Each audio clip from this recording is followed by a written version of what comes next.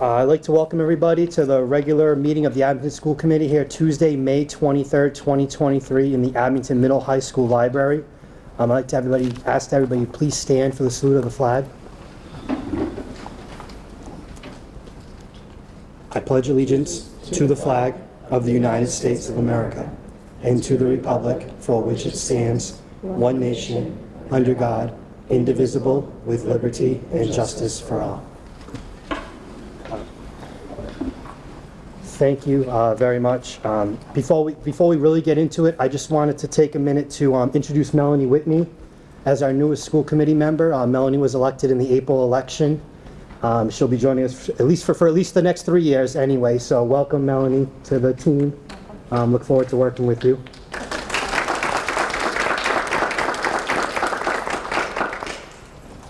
And now for everybody in attendance, the most awkward part of our year is our reorganization, but it has to be done at the first meeting after our town election, so that's what we're going to do right now. So I'll be looking for a motion to authorize the secretary, who is Heidi, to act as temporary chairperson for the purposes of opening nominations and completing the election for the position of school committee chair. Make a motion. Second? Whoever. Second. Yeah. All in favor? Aye. Aye. Heidi, it's yours. All right, do we have any nominations for chair of the school committee? Chris Coyle. Do we have any other nominations? Okay, then by roll call vote, I'm going to ask each member to announce the nominee of their choice. Chris? I guess myself. Danielle? Chris. I will select Chris. Julie? Chris. Melanie? Chris. Congratulations, Chris. I now get the meeting done. All right. Thank you. Truly, though, thank you guys for having the confidence in me to continue to do it for another year. I appreciate it. So moving on, I'll be looking for nominations for vice chair of the school committee. I will nominate Danielle. I'll second that. Any other nominations? You wanna do it? Nope. All right then. So by roll call vote, each member will announce the nominee. So I will go with Danielle. Danielle? Heidi? Danielle. Julie? Danielle. Melanie? Okay. I'll be looking for nominations now for secretary of the school committee. I'll nominate Melanie. I'll nominate Heidi. Okay. Any other nominations? Okay. I will pick Melanie. Danielle? Heidi. Heidi? Good luck, my friend. Melanie. Julie? Heidi. Okay, Melanie, you get to decide if it's you or Heidi. Okay, so that's going to stay as is. So thank you guys. I know that can be painful. It is what it is. We all have to go through it. So I appreciate everybody going through it. Within here, I think, if not, I can get it to you. The subcommittees, if we don't have it. Danielle, can you just email everybody the list of the subcommittees? And if you guys can just get back to me, most of them are listed right here too. No more than 2 people, but some of them, 1 is good enough. If you send the way it is now, we can see if it's 2 or 1 person on there. So it'll be that, and it'll be, if you have a preference for a liaison for school council, I can be honest with you, those can be difficult for members to attend. It's during work hours if you work a regular job. The school's well aware of that. They know we're not voting members on there. It's more to kind of provide just information if needed. So if you have any particular thing you're interested in, let me know and we can try to set up, and it'll take effect out for the next school year, essentially, except anything that Wendy was on that somebody would want to do, we could do that right away. But anything else just take effect next school year. All right.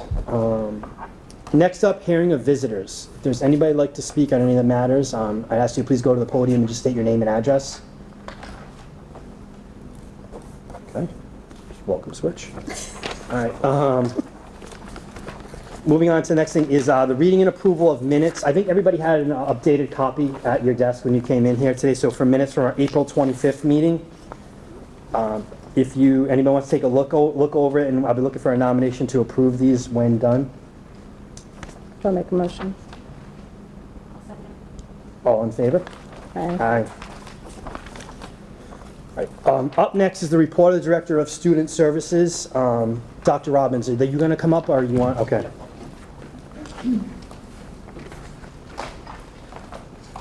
Hey, so I'm here to just very quickly introduce the Excellence in Special Education Award on behalf of CPAC.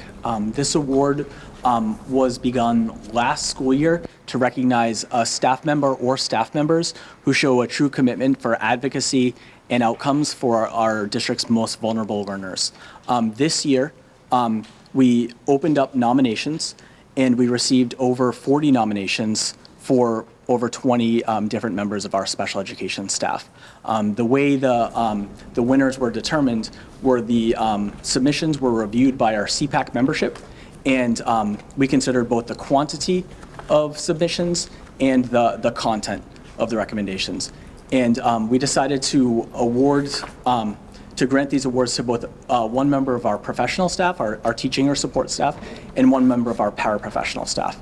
So to announce the award for our professional staff is going to be Matt McCurtain, the AMS principal, and to announce the award for our paraprofessional staff is going to be April Palmquist, a parent. So I'll turn it over to Matt. Thank you. Thank you, Dr. Robbins.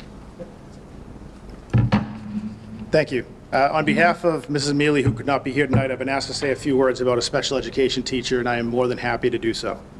Yana Onieriuka has been working in the field of special education for over 20 years. Yana received her teaching license in the Czech Republic and served as a special education teacher in that country for 4 years. In 2004, she moved to the USA and began providing community-based support for individuals with disabilities through the May Center and the Plymouth ARC.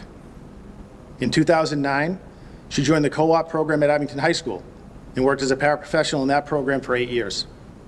In 2017, Yana received her Massachusetts special education teaching license and joined the Abington Middle School.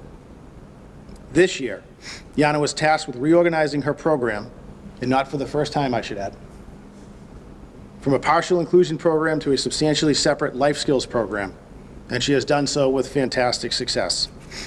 As an educator, especially as a special educator, your caseload of students from year to year is never predictable. This is more true for Yana than most. It has been my pleasure to watch her grow over 7 years that she has been working with me at Abington Middle School, and I am proud to announce her as this year's CPAC Award winner for outstanding service in special education.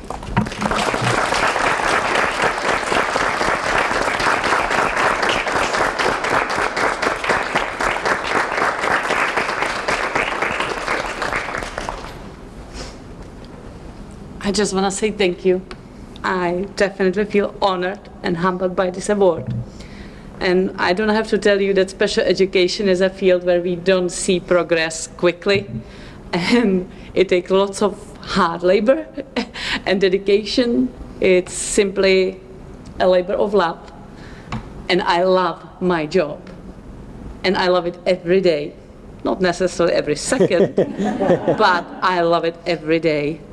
And I feel blessed to work with people like Matt and Jess and James and many, many others who support me. And thanks to that, I can allow my students shine. And that just brings me such a happiness. And I just want to say one more thing. This award is not just my award, but it's also my father's, thanks to whom I am who I am. And I can't wait to tell him all about it because he worked 60 years in special education and he taught me everything I know. So thank you so much. Thank you.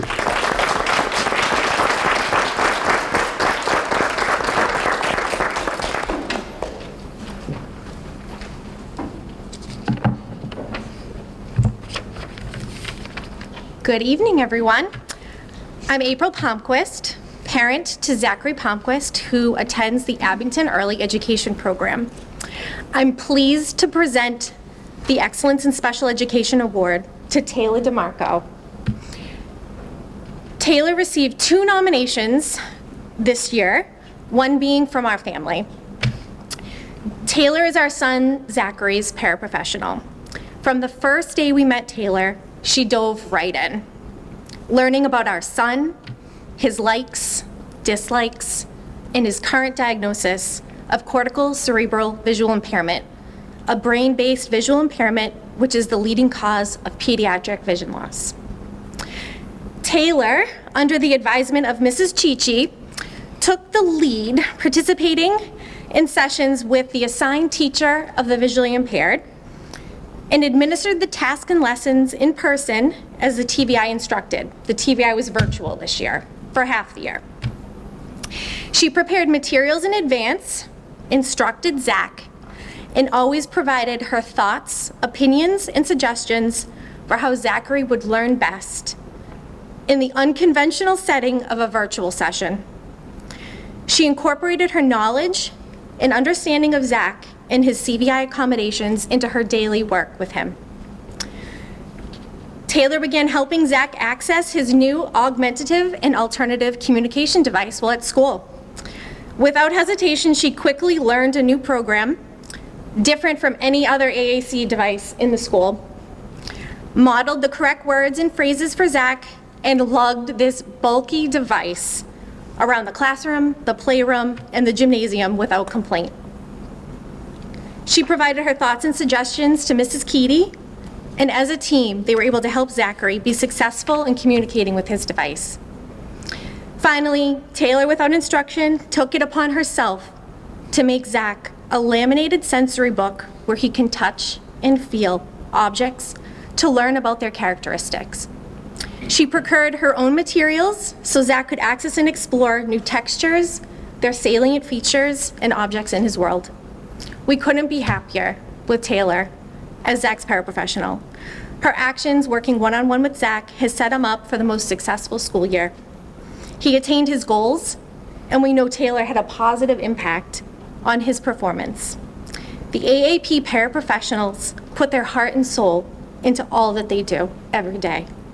We couldn't be more honored to nominate and now present Taylor DeMarco with Abington's Excellence in Special Education Award. Taylor.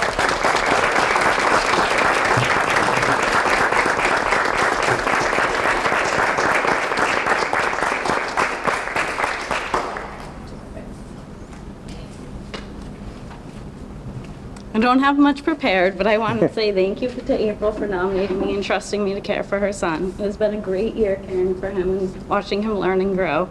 I have had a great 2 years working for Abington Public Schools, and I'd like to continue this journey. Thank you. Thank you so much.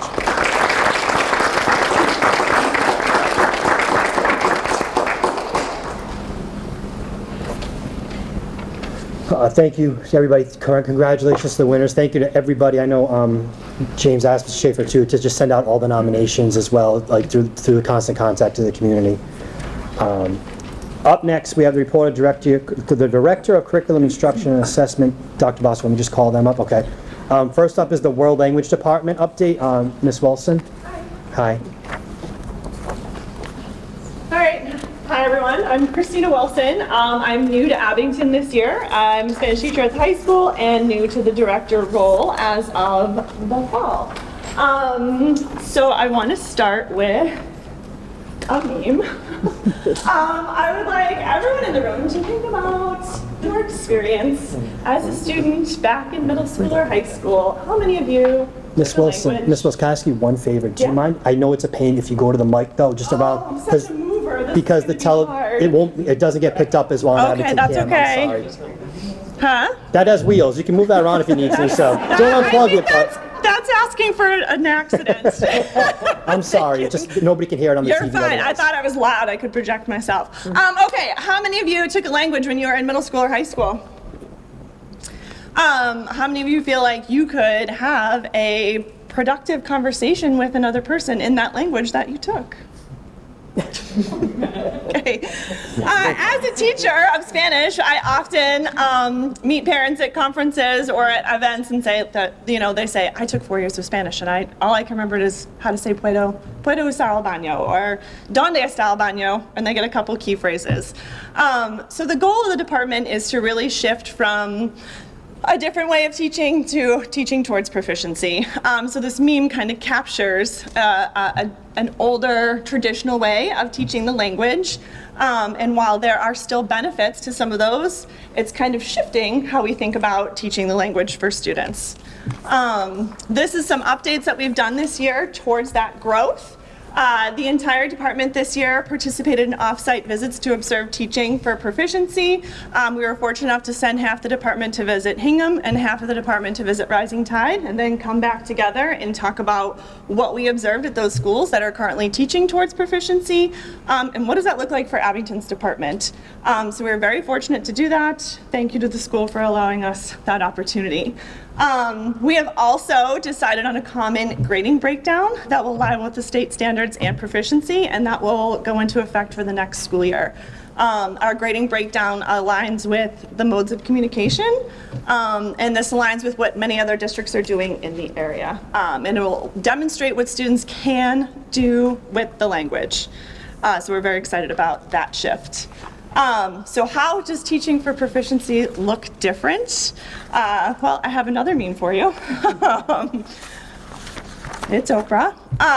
When your Spanish teacher doesn't make you memorize vocab and grammar and helps you learn by speaking Spanish in front of you and having you speak. Okay, so what can you do with the language? How can you apply it to real life? I'm sorry, I'm trying to stay still here. I really am. I'm the movers. I don't have desks in my room. What can you do with the language? How can you use it in authentic situations? And that doesn't mean we throw out everything that we've done before. We just shift how we do it. So I'm going to very quickly model for you what that looks like. Instead of thinking back to the first meme about grammar and verb charts and maybe fill in the blanks or some of the ways that maybe many of us learned a language, I'm going to do a little in-context teaching here, and I have called on two people to volunteer. They're being kind of voluntold, so bear with me here. And then at the end, there's the last slide, and we'll see if you can figure out what the grammar is. So ask Jonathan, see? Jonathan? Sí, es Jonathan. Jonathan es el director de Abington High School, ¿sí? Sí, es el director.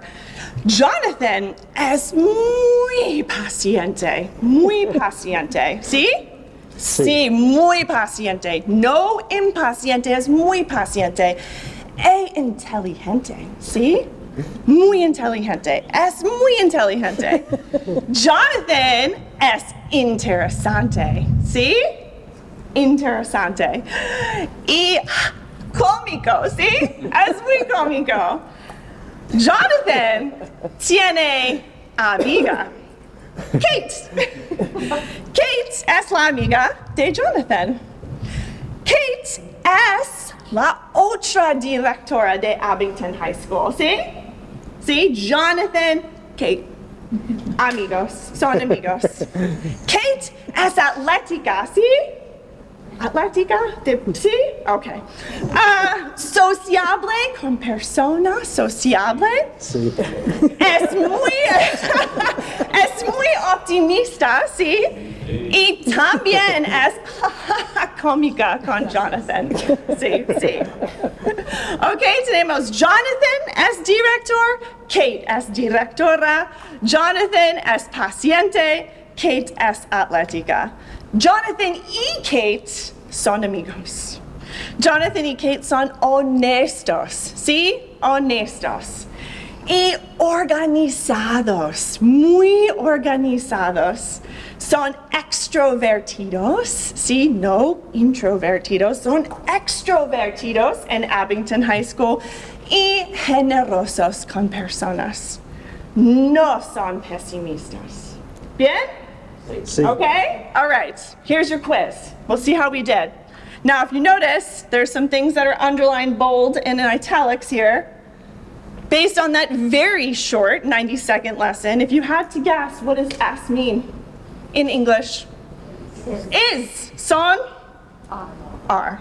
Okay? So teaching towards proficiency, the goal is there's still grammar embedded in it. We're teaching it more of in an authentic way, embedded in stories, descriptions, in reading, and then we apply the grammar in real life situations. So, what's the difference between the two kind of philosophies and the shift that the department's making? Proficiency is more about acquiring the language. How do you hear it in context? Lots of repetition. The legacy or kind of traditional method is more about learning about the language. The focus on the proficiency is language with vocabulary and grammar embedded in what you're doing. And a legacy method kind of has them isolated out, and it's very discrete. So here's like one unit, and then we move on to the next unit, and then here's another one. Whereas proficiency kind of overlaps all of that, and what can you do and demonstrate with all of it. Again, and proficiency applies to real life situations. How are we going to use what we're doing in these four walls of the Abington School District and apply it outside the room? Whereas legacy can be centered around a textbook, that doesn't mean proficiency doesn't use a textbook. It just looks different. It's just a shift. This is our national standards, and it just shows for each of the proficiency levels, what can you do with the language? How are you demonstrating mastery or proficiency with the language? Oops, I'm sorry, I went the wrong way here. How does this proficiency align with the vision of graduate? There are performance-based skills. Again, what can you do? What does it look like to be a critical thinker, aligning with all four domains of the vision of the graduate? I'd like to start using some of that language in rubrics next year. And that's one of our goals with the modes of communication. So what's next for us? We are all attending the Proficiency Academy. We had one middle school teacher who attended last year. The remaining 6 department members are attending in June, which is awesome. So a huge thank you to the school and the district for sending us for that training. It's going to be very beneficial to all of us. Our textbook license expires in 2024. So the end of the next school year. So we're going to explore alternative resources next year. We saw some very super cool things and resources happening in other districts when we did our off-site visits that the department's interested in exploring. We will participate in the advanced training. It's part of the STAMP program that we use to assess students in their proficiency for the seal of biliteracy. They offer training for teachers in aligning with the levels of proficiency. And then we are adding the Spanish Honor Society in the fall, which will be a great addition to the program, and recognizing students who are excelling in their language classes. Some quick data. Our STAMP data, again, is our test that we use to assess students' proficiency. Students in 8th grade are assessed at the end of the year. They're being assessed actually today and this week. And then high school students were assessed back in March to see if they can qualify for the seal of biliteracy. Here's our data from last year and this year. We have 18 students earning the seal this year, 8 in Spanish, 1 in Russian, 10 in Portuguese. And then last year compared to 3 in Spanish and 3 in Portuguese. So we're pretty excited about that. We're recognizing 3 times as many students this year. And lastly, I wanted to open up if there's any questions and make sure that I say thank you for A, giving me the opportunity to lead the department, B, the opportunity for the department to attend the Proficiency Academy this summer and all that PD. That's going to be fantastic for us, and for the off-site visits this year. Thank you so much for everything. That was fantastic. That was a great presentation. Thank you so much. Thanks. I'm going to open up. I'm going to go to you first. Anybody have any questions? Ms. Grafton? I am just really excited. I have been looking forward to this all year. I can't wait for you guys to go and experience the Proficiency Academy. And I think my favorite statement was that you don't have to throw everything away. Mm-hmm. For me, that's really important, because as we adopted proficiency, there's so much great things, so many great things already going on in our classrooms that our teachers are doing. Yep. And the pendulum always kind of shifts back and forth. So I'm really happy that we're going to keep some of the things that we're doing well, but make this huge shift. Our students will benefit from it. I love that we're open-minded to making some necessary changes, and I'm really happy with that. Thank you. Curious to see all the changes that come. So for now, this is great, heading in a great direction. Thanks. I'm very excited. The department has been wonderful to work with, and they have been very open to change and shift. So, My turn? Yeah, I mean, yeah. Thank you. That was fun. thanks. I was impressed that I understood everything you said. I tried to pick words that were cognate, so. Just a couple quick things. Number one, I've heard about the lack of desks. It's very funny. As a parent, I thank you for what you're bringing to all of it. Mm-hmm. The STAMP goals. I know that you have a starting point. Do you have targeted goals that you're trying to achieve as a department going up the next couple of years? I can honestly say we don't have target goals at this point. I think, we don't have a ton of data. This is the second year of assessing the upper school students. So I really think just kind of collecting data and seeing it going from there. The goal is obviously to get as many students to qualify for the seal as possible. And Yeah. then you made a reference to alternative resources. Any sneak peek at what some of the things are that you've seen that are of interest? Or is it? We saw a different kind of online textbook that has some story-based resources at one of the districts. We saw another awesome resource at Hingham. I can't remember what the name of it was, but it had a lot of authentic resources built into it. I can't remember. It's probably an Adios textbook. Maybe that's what it was, Adios textbook. And it was all web-based. So I really, I think just trying to think outside the box and what's going to work for Abington, because it's going to look a little different than what works for some other districts. And just to reiterate, it's not throwing out everything we've done. We still do great things. It's just a shift in how we do it. Thank you. Thanks. Go ahead. Yeah, go ahead. So I don't have anyone in language yet, so I haven't experienced Abington's language program, but I'm curious how you would think about it as a language teacher, how you would think about an extracurricular club that introduces a language to younger students, maybe 5th and 6th graders, how that could augment the current program? Would it counteract the curriculum? I guess, do you have any thoughts on if we were to think about a club extracurricular, and do you think that there's even staff interest either in Spanish or maybe if they have other language interests? I would say any opportunity we could provide to students to be exposed to language in or outside of school is a positive. As far as logistics go for that, that would be something I'd have to explore and discuss with the rest of the administration. Yeah. I have one quick one. Is the stamp is just high school, right? Is it just 8th grade too? 8th grade too. 8th grade's currently taking it So today. do those numbers, is that the numbers on here just the high school? Just the high school. Those are just, that does not include students that we test this year that were juniors who would have passed. Okay. Those are graduating seniors for the class of 2023 that will be Okay. earning the seal on their diploma Okay. Okay. next week. Seal is just for graduating Okay. students. Okay. The stamp test we use in 8th grade. I thought I saw that some of the tests taking place today, so Yep. I thought I saw I was just kind of trying to equate the two in my head. So I'm with Melanie's ball that I don't have a child taking a language yet, so it's tough to know exactly all the details. And they can earn their seal at any point in any year before graduating. But Okay. it goes- Right, so juniors who took it this year and passed Aren't included in that data. but they earned it, right? Yep. They don't have to take it again. Correct. She'd do really mad if she had to take it again next year. Does anybody else have anything? Ms. Wilson, thank you so much. Thank you. Appreciate it. Welcome. Thank you. Great I'm very addition. happy at Thank you. Abington. I appreciate it. Thank you. Mind if I go to them first so the kids can leave? Blame him. It's my fault. Guys, I'm gonna skip to Ms. Corbett's thing so the kids can leave, okay? Ms. Corbett, I'm gonna skip to you now so the kids can just get out of here too, okay?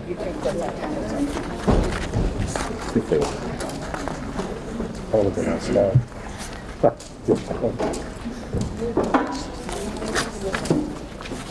Sorry if I messed anything up. I'm guessing they want to get home.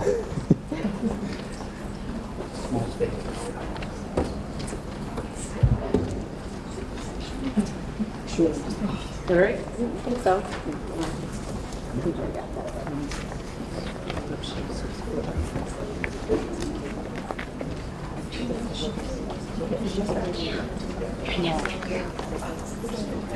You tell me when to click next, okay? Ready? Go starting now. You tell me when to. All right. All right. Hello and good evening. My name is Nicole Corbett. I'm the Science Department Head for Abington Middle and High School.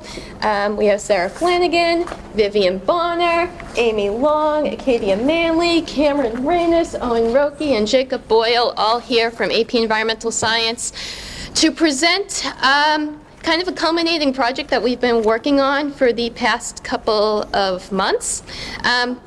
So this is a project measuring per and polyfluoral substances called PFAS in concentrations in freshwater bodies through Abington, Massachusetts. This is the chemical found in our drinking water supply, and we decided to go out and test it in our streams and rivers and some of our outfall pipe areas and our ponds to see if we could kind of trace where high concentrations of this chemical were, and then maybe from that kind of deduce what are some areas maybe we should focus on for groundwater testing in the future. A lot of people to thank for this. This was a community-based project. Big thanks to the Abington Education Foundation who funded this entire study. We also want to thank Eileen Walls and the team at the Dyer Memorial Library, Kate Casey for driving us around in the van and helping us out. My friend Jill Donovan, who's a former AHS grad, who printed out our giant poster. Katie Caruso at the Cyclopure Lab, who processed all our data. And Paula Domenico at the Abington DPW, who we called afterwards to kind of get some more information about where this water was coming from that we ended up testing. So very quickly, PFAS were created in the 1930s, and by 1947 they were mass manufactured and used in various products to repel water in Greece. Because of their effectiveness, they are widely incorporated into household and industrial products like firefighting foams, cookware, carpets, furniture, and food packaging. In 2005, they were found to be linked to several human health issues, and they were also discovered to be very destructive to the environment. They're considered forever chemicals and take over 8,000 years to decompose. All right, so we will talk about click. Should I go? You. PFAS contamination in drinking water has become a topic of concern in Abington.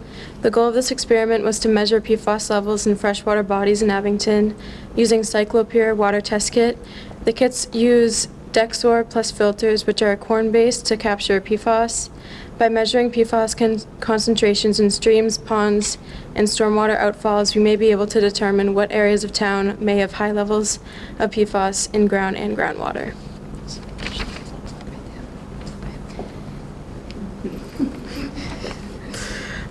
Water samples were collected from 13 freshwater bodies in Abington, including streams, ponds, stormwater outfalls, and stormwater outfalls. A Fieldmaster water sampling bottle was used to collect water samples from less accessible areas, while samples were collected by hand at 2 locations.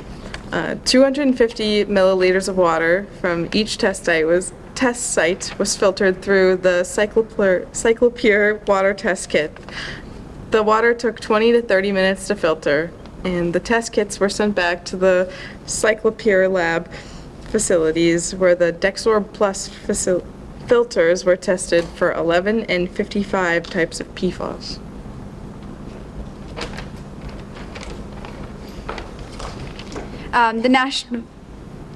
The national average PFAS concentration in water bodies is 21.4 parts per trillion.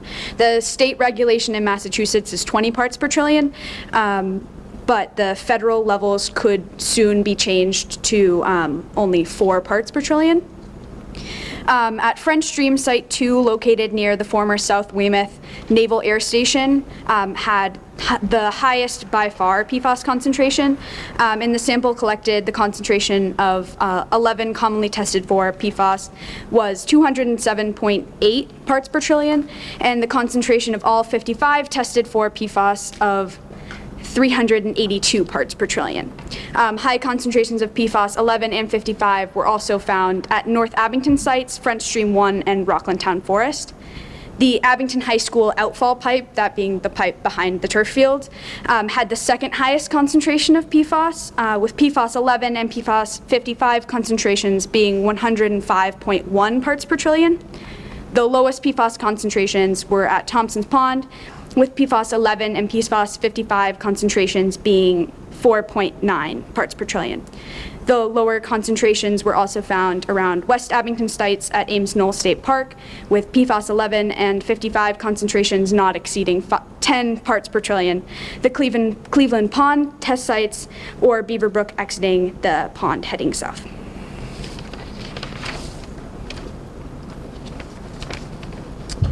So basically, the goal of the study was to kind of give an overview of potential PFAS contamination in water bodies in Abington and highlight areas of potential interest that could be further investigated.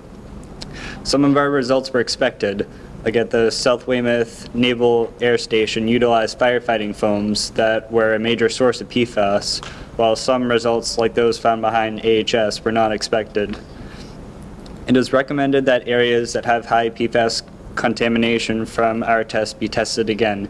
You generally want 3 replicates taken per sample site to limit error or the impacts of any contaminants. We only took 1 per sample site. The EPA has groundwater and stream studies being conducted around Union Point. In the future, as PFAS testing technology becomes less expensive and easier to access, we hope for more widespread environmental testing initiatives to happen. Just really quick, Jacob made this heat map that basically shows where the hotspots were that we found.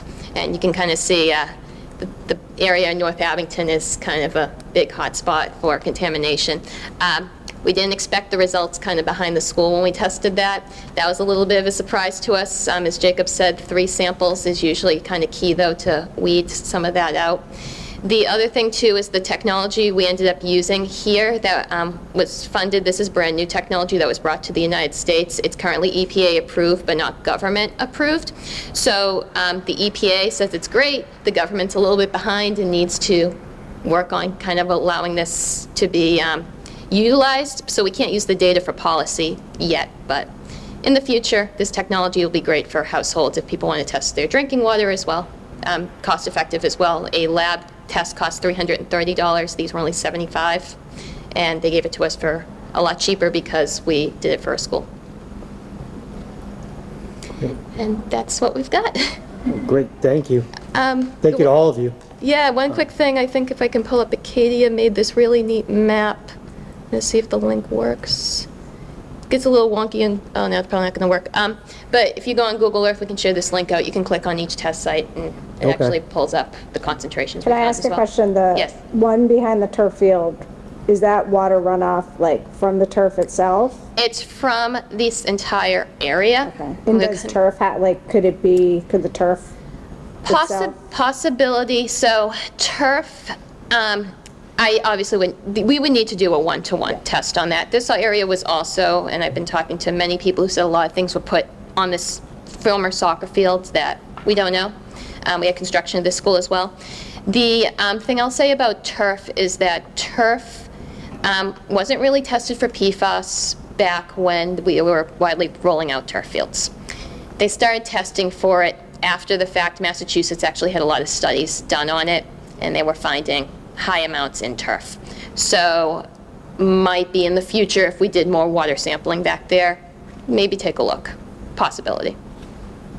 But you'd also have to look at the field and what they utilized and everything. So I can't make the one-to-one. Interesting. Thank you. Yep. Is this like information that can be like shared with the town, like the Abington Water Commission? Is what I'm thinking of. Yeah. No, I think that this. It's a good little study. It's obviously a little bit homegrown, and we weren't looking to be Erin Brockovich kind of doing this. But yeah, I think this could be good to share with the town, and if this even was continued with the environmental science class and doing a site where we went to a couple of these test areas that were the real hotspots. The area near the base, EPA is all up there. They have wells all dug out. So I'm going to let the EPA handle that one. But some of these other ones that were, a little bit high. Island Grove was a little bit high compared to the national average. The outfall back there, I'd be interested in testing that a couple more times. So I'd focus more on those ones, and then if we did another study again, do a couple samples in those hot spots, and then compare it to West Abington. Yeah. No, I think do you have one? Just a comment that science can be such a tough subject for so many when stuck in a classroom without any real-world applications, and what an awesome experience for our kids. Just science at its best, and I wish that this could be the experience for all our kids all the time. So this was awesome to hear. Thank you. No, appreciate it. That was pretty much when we talk about the vision of the graduate and teaching people to become lifelong learners. This blows me away, and I can't speak enough about how well you guys did, and the fact that you're walking away with a huge life experience and something that looks pretty darn impressive to boot. It's incredible. I'd be curious to find out if photochemicals, old photochemicals. That's what we were talking about them. You might want to ask that question, just saying. As someone who went here back in the day and took photography class and know where they dumped the darkroom materials, perhaps. That was before we knew things. But no, this is absolutely impressive, and I want to know, is that the what you're holding? Is that That's the Niskin. We actually have a spare water test kit I left over there, but I can actually leave that with you guys. It was one of our ones that got contaminated in the process. So it's not usable, but I'll show you guys after. And can I ask what did you guys think doing this project? Yeah. Like, how did it feel seeing from where you started to seeing what you come out with? I love doing it. It was very good to be like hands-on. But I'm surprised by like all the outcomes of it, really. It makes you think twice. Yeah. All right, cool. Thank you guys so much for doing this. No, thank you for letting us come and present today.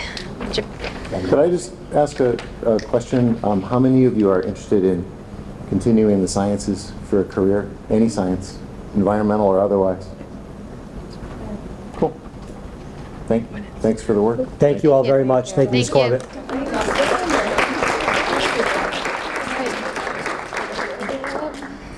think we're good. Thank you.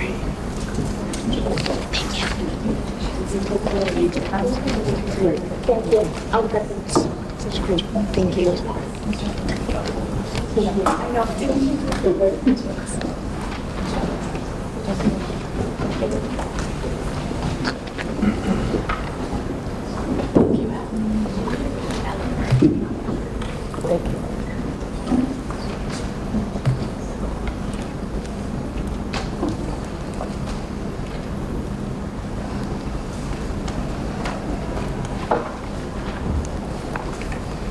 Miss Daisy, your turn. Thank you for letting us flip that around. Oh, no problem. I do not have a fun interactive lesson, although shout out to Acadia, I could have brought my newly crocheted uterus that she donated to me. That would have been all right. See that coming. So, my name is Karen Daisy, and I am the director of the Wellness Department. And like Christina, I am new to the role this year, so quite possibly I invite Kate Casey to jump in with anything that she may want to add since she did this last year. So based on the slideshow that I received from Kate, that she had some areas for growth, and one of them is that we did add a full-time wellness teacher. So Matt Henriksen works 2 periods a day in the middle school and 3 periods a day in the high school, which has done 2 things. Allowed us to have more manageable class sizes, but also the number of kids, which I'm super proud of, that say, I signed up for such and such class, but I didn't get it. Now they're able to get more classes. We've also worked, one of Kate's suggestions was to work to vertically align the health curriculum in areas of human growth and development. And so we sat down as a department and worked on that. And separately from that, we had some students come to us and say that they felt we need to do a little bit more when it comes to the topics of eating disorders. So we invited somebody from the National Eating Disorder Association to do a department-based professional development afternoon with us. Because it's been a long time. It's the one subject we've been to conferences as a department on all sorts of topics, but not really eating disorders. And from the beginning of when I started teaching 30 years ago, it was anorexia, bulimia, and either compulsive overeating or binge eating, whichever you want to call it. But now we have this term disordered eating. And Also the whole, I mean, social media alone with the body image and the you've got to look like this or you've got to look like this. So we met with a woman who was wonderful and told us what we should start saying all the way in kindergarten up through that, 12th grade. What I would also say, there's so many topics that we teach that deserve that attention, but unless health becomes a full year class, we cannot unfortunately commit to doing like 5 weeks on every single topic, but I do think that we are definitely making progress there. As far as the Massachusetts state frameworks that Kate had in her need for improvement, they are still 1999. I know that Dr. Basta and I have both reached out and we've gotten, we're working on it. I think they've been working on it for a while. I have no idea when to expect new frameworks. So the strengths of our department are that we are constantly making adjustments to practice to meet the needs of students in terms of offering alternative topics and or assessments if necessary. We update our curriculum materials on an ongoing basis based on new health information. When I was in college, I knew I wanted to be a teacher and I was not really sure it was either, ironically, going to be Spanish or history or health. And the thing that drew me to health, besides my love of the topic, was the fact that it is always changing and that it isn't, new things come along all the time. We have a curriculum, sure, but nowhere in our curriculum does it say, teach about COVID. It wasn't a thing. So therefore, we are very good at pivoting and adding things into our curriculum when necessary. Vaping wasn't really a thing 10 years ago. Now it's a huge thing. So I think that that's really great. We offer the Signs of Suicide program in grade 7 and grade 9 and have for the last several years.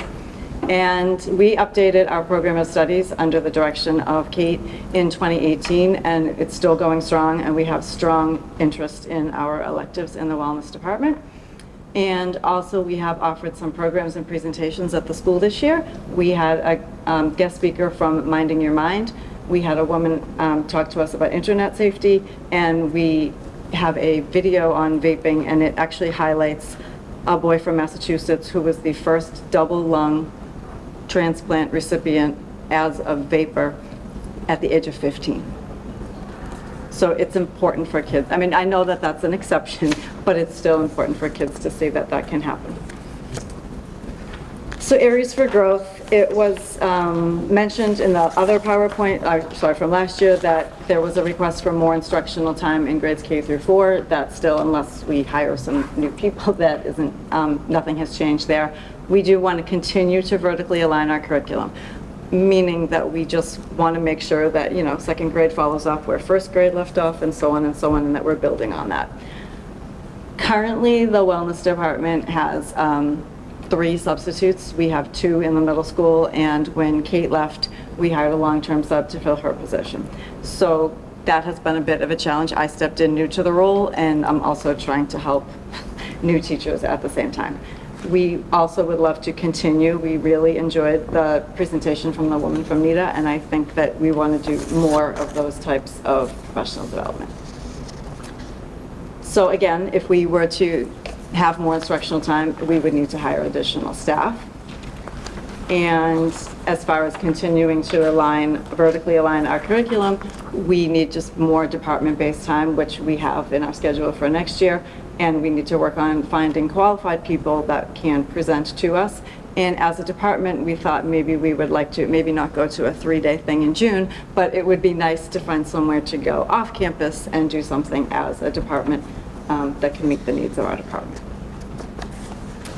As far as the vision of the graduate, one of those is to develop self-aware individuals, and underneath that was the managing stressful situations.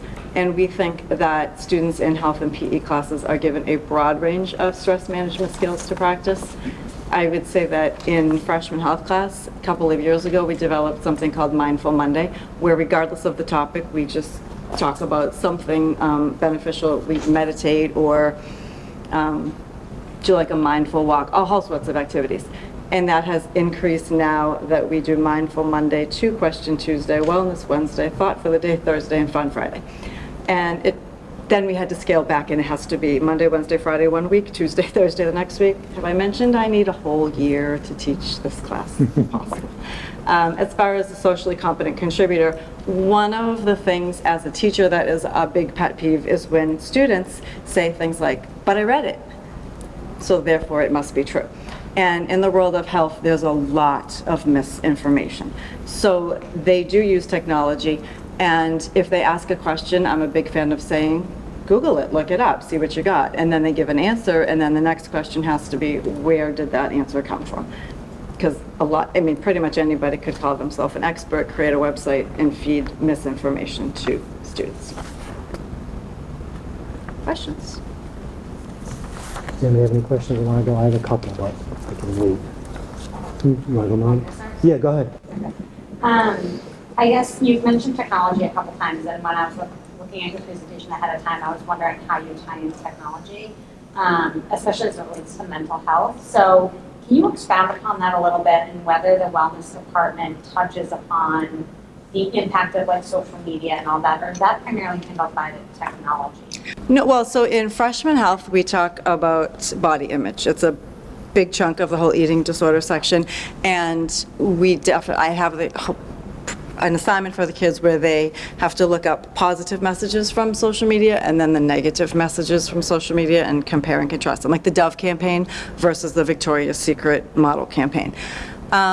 In Mind, Body, Spirit, which the entire class is dedicated to your mental health, one of the things that the kids just did is I sent out a shared PowerPoint, and they each got one side, and they had to put 3 sources that could be used. I don't want like the suicide hotline for an immediate crisis. I wanted like books or TED Talks or apps, anything like that. And a lot of kids came up with videos or apps that you could download onto your phone to help with your mental health. Oh, and it's not so much mental health related. Is your question strictly related to mental health or just technology in general? I mean, I think our biggest piece of technology in the wellness department are our beautiful babies. Have you been a grandmother yet to our awesome, or grandfather? So we do have 6 electronic dolls that we use in child development that are programmed to. And actually, I did a survey the other day that they're trying to develop an app so that the students can take notes right on it, and they can see right away if they miss something, so they don't have to come running to me at 7 in the morning saying, can you see if I'm failing yet? So that would be a pretty cool addition to that. And then the only other item I wanted to add was, I don't know if you're familiar with the QPR suicide training. There was just a presentation down the Board of Health, and Abington folks put that together. It's a great resource. I don't know if it would be helpful to you. I think it's either free or very inexpensive from what she shared. So it might be a great resource either for you as you and your department, or even to the students. They do the training as young as age 14. That's good to know. It could just be something, I think it's through the Massachusetts Department, but I can get you. That'd be great. Thank you. Heidi, do you have anything? No, just having said, not through your classes, but just through the wellness committee, the way the students speak to you, actually with you, speaks volumes. Thank you. There's a comfort level and an understanding, and just a general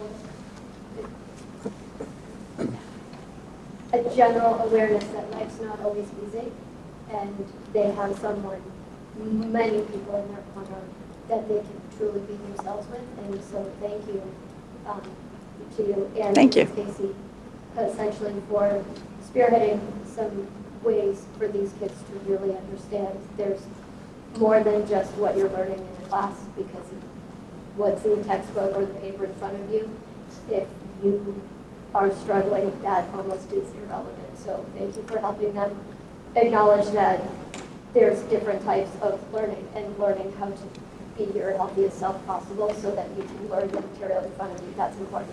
Thank you. I will say, I mean, kudos to Kate for suggesting we do the Mind, Body, Spirit class as she went to other schools to see what they offer. And when we first started it, we were like, we got to cap this at 12. We don't have the space to do yoga. And then it became, well, can you just do 16? Can you just do, and now the cap is 24, and we have 3 sessions of it every year, and there are still kids that don't get it. So there's a huge need for this, and I do love that we have a class dedicated entirely to mental health. Ms. Daisy, I had a quick one. There was a mention a couple times of needing more instructional time for K through 4. And I guess the question I have is how, I just trying to remember, how does it cut off between 4 and 5? Like, do they get a lot more in 5th grade than 4th To be grade? honest with you, this was not my recommendation. I don't honestly know where it came from, but I did reach out to Rebecca Pulkinen. Jackie was out on maternity leave Yep. when we were talking about that. Yeah. And Rebecca said for a while it's been what she has, which is once a week. But I think Kate mentioned that it used to be twice a week? Was that? Is 5, 6 just a Way, longer way, way period of it? back. So 5 and 6 are once a week also. And then 7 and 8, it's their 2 The term, trimesters. yeah, yeah. And then How does it work in high school, just out of curiosity?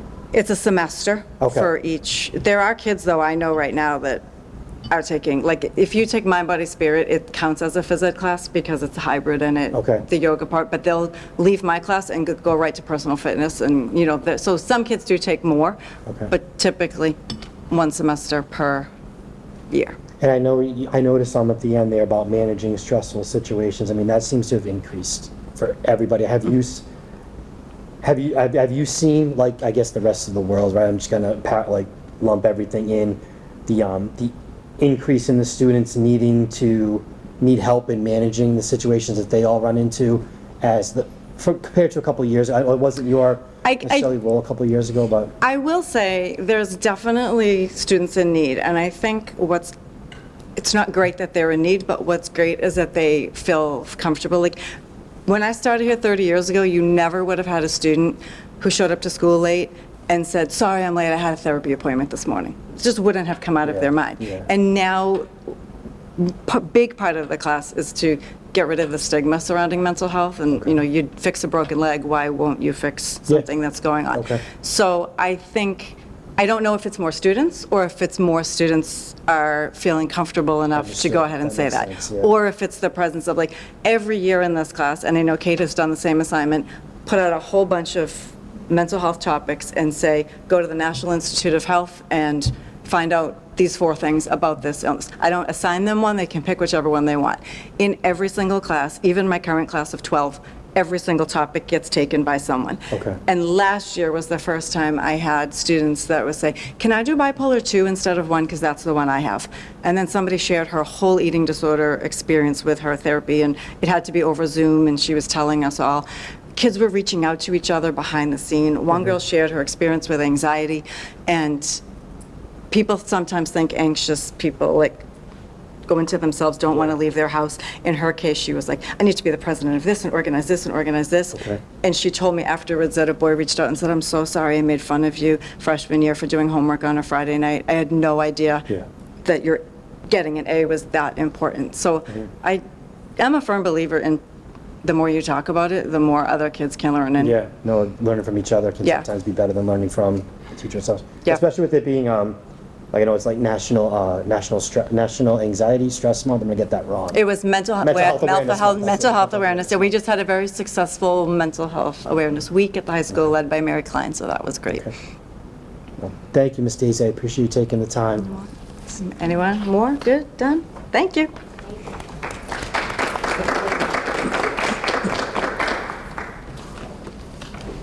Okay. Yeah, go ahead. Yep. Good evening, everybody.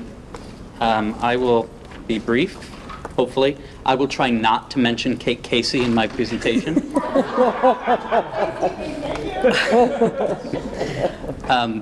With over 80 nominations coming from students, staff, and families in multiple languages, this year's Chet Millett Awards are truly representative of Abington's best. I would like to thank all of the staff, students, and families who made nominations this year. I would also like to thank the members of the committee who volunteered their time to review each nomination in order to select this year's recipients. As was announced during Teacher and Staff Appreciation Week, I'm excited to share again that this year's recipients of the Chester J. Millett Jr. Outstanding Certified and Support Staff Awards are Tim Leonelli, AMS Instrumental Music Teacher, and Sheila Manzi, Library Assistant, right here in this space. Please join me in congratulating Tim and Sheila on earning this recognition as outstanding members of our faculty and staff.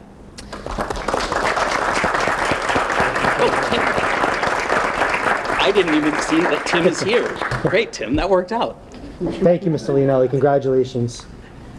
Do you want to come up and say anything? Towards the samples. All right. I would also like to congratulate all of the faculty and staff who received nominations this year. Whether nominated or not, every Abington Public School team member works hard every day for our students and their families. Thank you.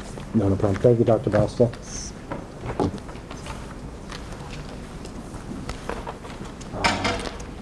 Don't trip. Mr. Bourne and Mrs. Casey, you guys are up. To hear from, now we get to hear from Mrs. Casey instead of hearing about her. Since you've heard about me all night, now you can hear from me this evening. So here with some handbook changes for the high school. Nothing too big here, just dress code.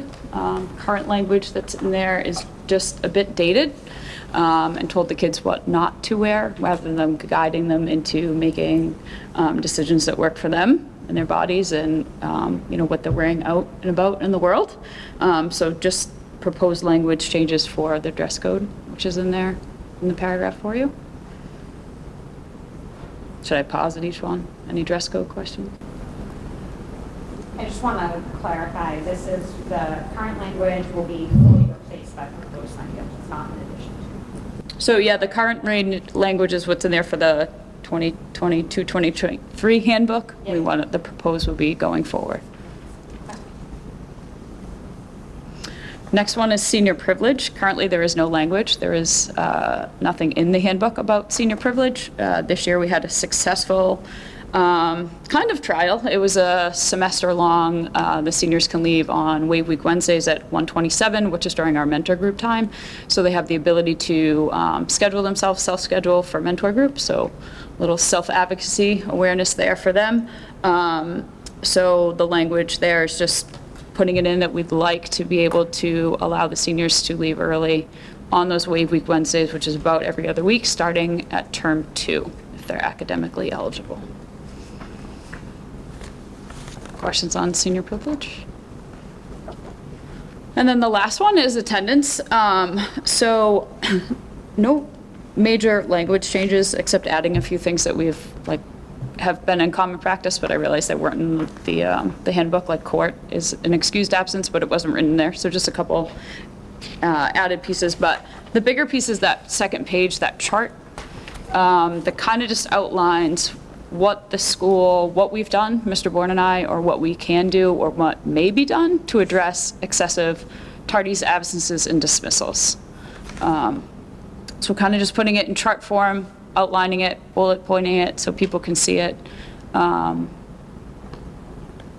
just kind of putting it all together. It was kind of in different spots in the current handbook.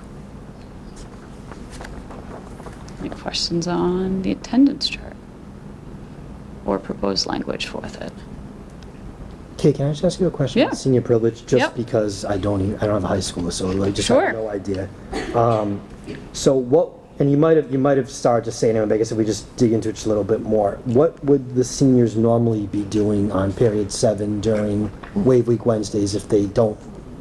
Let's say we don't right now, I guess. So Yep. current language is none. Like, what are they doing right now? So right now, their Wave Week Wednesday day goes periods 1 through 7. Okay. And then at the end of the day, it's almost like kind of an 8th period. They go to their mentor group. Okay. So their mentor teacher would book them for the next 2 weeks of bridge block. So they're missing out on that mentor group time. Okay. We've given the seniors the ability to self-schedule. So instead of me sitting there and be like, all right, Chris, where do you want to go next Tuesday? You get a test. Like, do you need to go see Mr. Bourne? And going through it, the kids can self-schedule. So they're missing that mentor group time. Okay. That's what they would be missing if we did this? So they currently are. We are doing it quarter trial, 4 with okay, the seniors, so they're doing it now, and then next year it would be for quarters 2, 3, and 4. Okay. If they're academically eligible. So if we have a student that's struggling,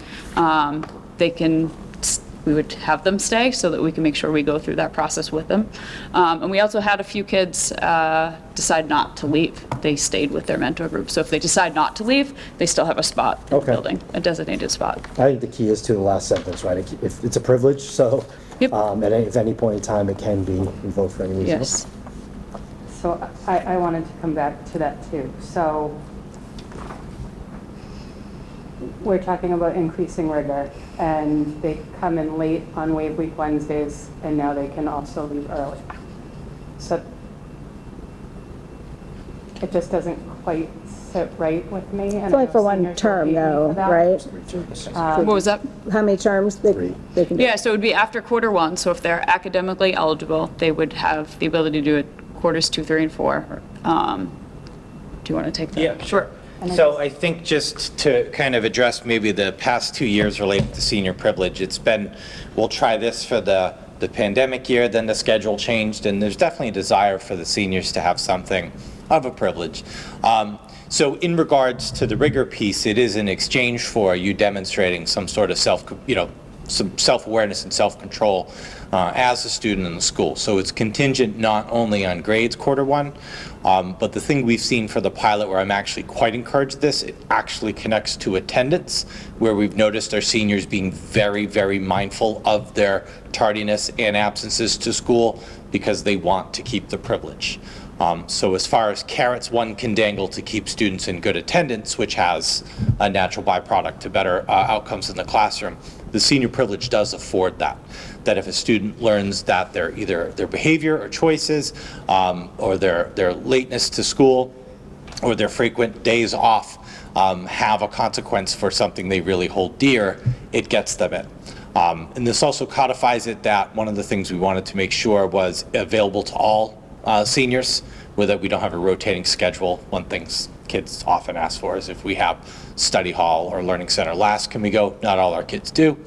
And history has shown that if that were the privilege, every kid runs down to the guidance office to switch their schedule to get a period 6 study. So anyway, to answer that point directly, Danielle, it is a shift or like kind of a swap, so to speak, that in recognition of their engagement in the classes, they do get that time off. Okay. And I can just tell you so far, it works. It is something that is very front of mind for them, and the loss of a cherished privilege is one of the key things that we can do to keep kids focused. How many tardies are they allowed before they lose this privilege? So that's where that chart comes into play, and that's where we basically, to kind of keep it simple, equalized absences, tardies, dismissals, 5, 10, 15, 20. My old counting table from 3rd grade, maybe, right? Just it helps me do that. So at anywhere from 0 to 5 is the life happens range. The traffic. There's construction, a car accident at 139. Or I'll even say the line at Mary Lou's is a little longer than you expected. We give you about 5 of those. And at that point, we start saying warning, caution. This is now becoming a pattern, a problem, and a habit. And then a student could lose that as of 10 tardies. The same is true with absences, but absences are for the year. Tardies, dismissals reset at the quarter. But that's where we can start saying you're getting into that zone. Then at the 10th or 11th tardy, we can say you've lost your privilege. And I can say from experience as a parent who did get the tardy letter for my son and told him if he has one more tardy, he will be riding the bus every single day as a senior. I'm struggling with this one. So I think the converse of that is the senior who's then, so to speak, left behind when all their friends start their Wednesdays earlier, and it's a way to keep them connected. And I just wonder if they're allowed to leave early,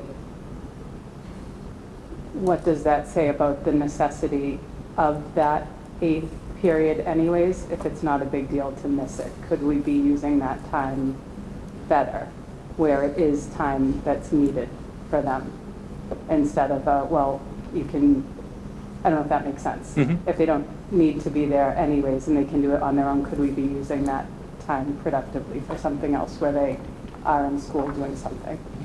It's a great question, and actually the second component of our school improvement plan, which we did months ago, was to look at all of those times, the bridge block intervention time and the mentor group time, to make sure we are utilizing it properly.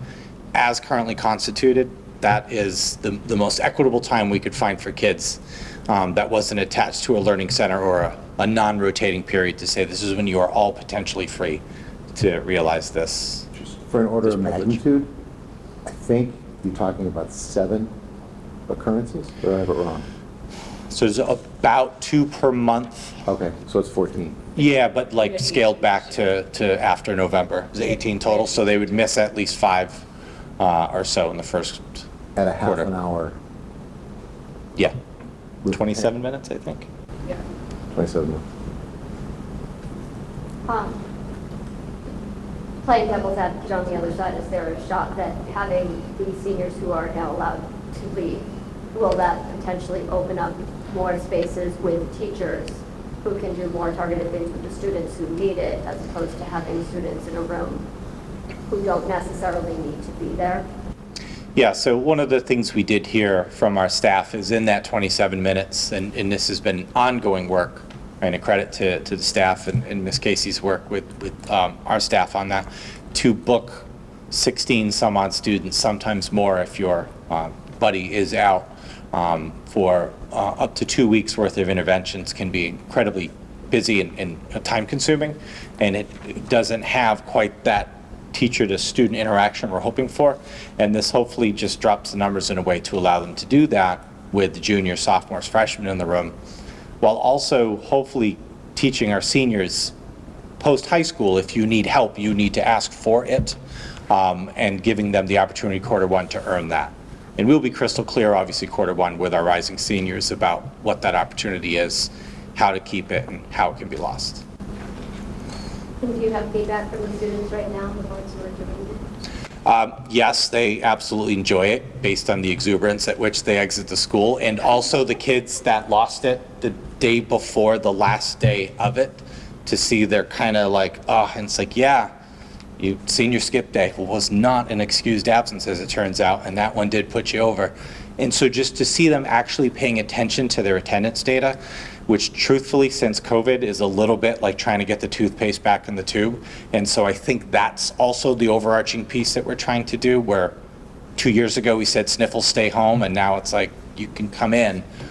Some of the numbers of our absences were pretty remarkable, and not in a good way, for kids that were absent upwards of 40 times per year, which is a lot.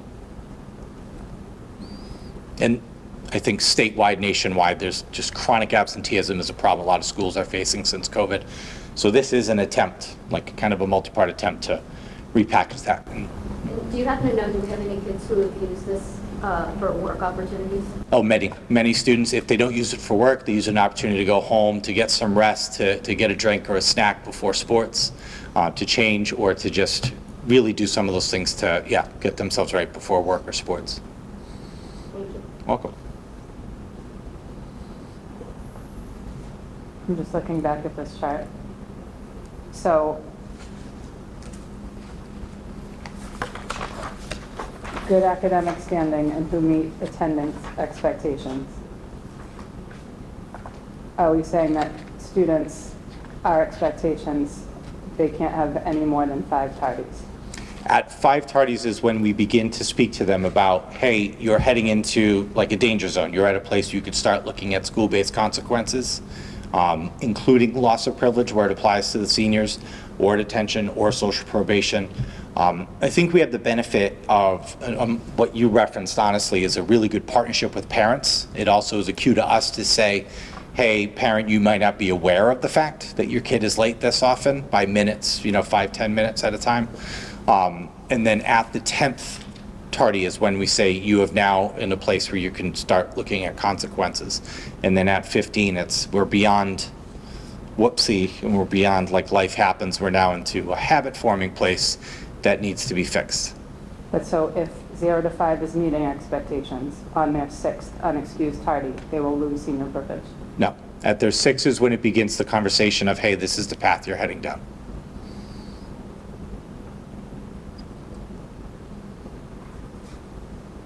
And again, just for calibration, we're trying to work back 2 years of kind of, hey, I showed up. So they could or they would lose it on the 11th occurrence? Yeah, I mean, I think part of our hope is, and frankly, this is more common where a kid will have their 6th tardy. Maybe Miss Casey's on the ball, we catch the kid as they sign in.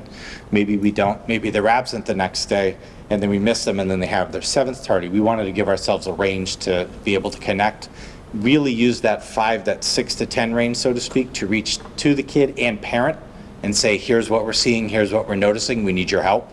Because if they get to this range, then these consequences could come in, which would include loss of senior privilege.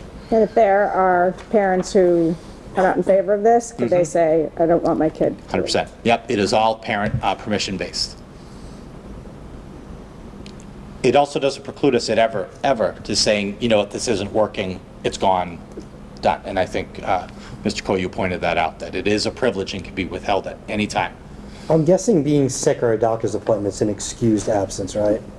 So I'm gonna be frank, right? And maybe it's because I don't have a high school and I don't know, but to me, 5 unexcused tardies is like too much. So there's part of me that's leaning to where some of the things in the 11 to 15 should probably be moved into the 6 to 10 in my mind. But this is a different sort of part of this attendance chart isn't directly related to the senior privilege. This attendance chart is No, but I'm saying if we wanted to make a change in the attendance chart, I think that's a whole different policy. Yeah, it is. Yeah, and I think what I can just share with you when it comes to attendance in general, 92 to 93% of our kids are fine. I know. Right? And so if the headline is send your kid to school, we're good. We're good. Yeah. Right? We could do a lot of great stuff when they come here. Yeah. For that remaining 7 to 8%, through my experience here in other schools, some measure of consequence, policy, language can motivate certain kids and family structures to, you need to get in, otherwise this will happen. For that remaining 4%, there's no measure of school-based action. It's usually a family systems issue. Truthfully, so while these numbers might seem gracious, I'm just letting you know that we are dealing with the multiple double-digit absence, tardy, and in some cases dismissals with families, with communication, and it gets to a point where it's like you can only penalize so much and take away things that kids don't have. Like, to take credit away from a kid who's already failing a class is like, go for it, you know what I mean? So it is something that we honestly struggle with in some cases, to how can we, rally our supports to get a family, we don't do home visits, right? To get a kid up and out of bed and to school. So this is, 3, 5, wherever we set that number, we're kind of, going to hit a point where something's going to seem not right. And that doesn't mean we can't act earlier. We absolutely can. I guess where I'll be honest, I'm leaning hesitant a little bit on the dismissal, but I kind of put my trust in you and Mrs. Casey to know what works there, to know that this may be a way of getting the kids to be less tardy and less absent. And if that's the way that it works out, that you may know that better than me. So I guess I'm just trying to be honest where I feel with it all. That's kind of where I sit with it. So. And you've said it's already working out. This is just memorializing it. Yeah, based on it's our... not a new Correct. thing that you're going to be starting. Yeah, based on our pilot this year, credit to the outgoing seniors, their class officers, and their ongoing advocacy and research on this. They've handled it incredibly well. Seniors are actually have a very key tone and culture setting role in the school, that if they're focused, and many of them are driving siblings, and they're focused on getting on time, that has a trickle effect. Many of these kids do carpool. So that's the hope there. Any other questions for Mr. Bourne or Ms. Casey? Would the committee feel more comfortable voting on them individually or all at once? What do you think, Taylor? Doesn't matter to me. I guess individually. Okay. So I'll be looking for a motion to approve the first amendment to the handbook, which is the dress code. I'll make the motion. I'll second. All in favor? Aye. Aye. Okay. We're going to go down the list. So the next one is the senior privilege. So there's no current language to invoke the proposed language. I'll be looking for a motion to approve the proposed language as presented. I'll make a motion. Any second? I'll second. All in favor? Aye. Aye. Any opposed? Opposed. Okay. And attendance. So it's from the proposed language, then using the chart. I'll make a motion to pass that. All in favor? Aye. Aye. Okay. All set, yep. Thank you guys very much.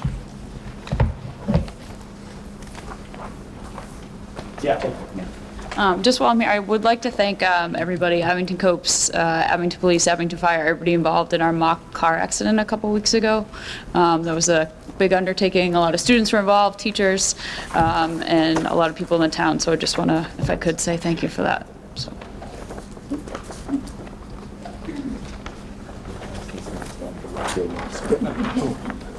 I'm supposed to do that.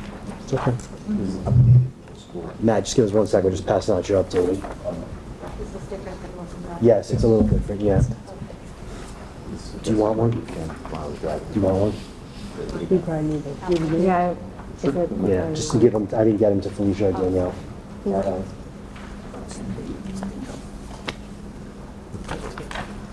So I'm reading off the one you just gave us tonight, okay? Correct, yep. All right.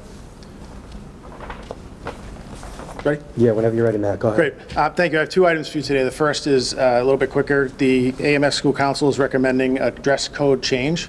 Our dress code, much like the high school described theirs, I will describe ours as antiquated in the past. What I'm providing you today will replace the existing dress code language. You have a memo in front of you that has the existing dress code language, along with what is proposed as new language.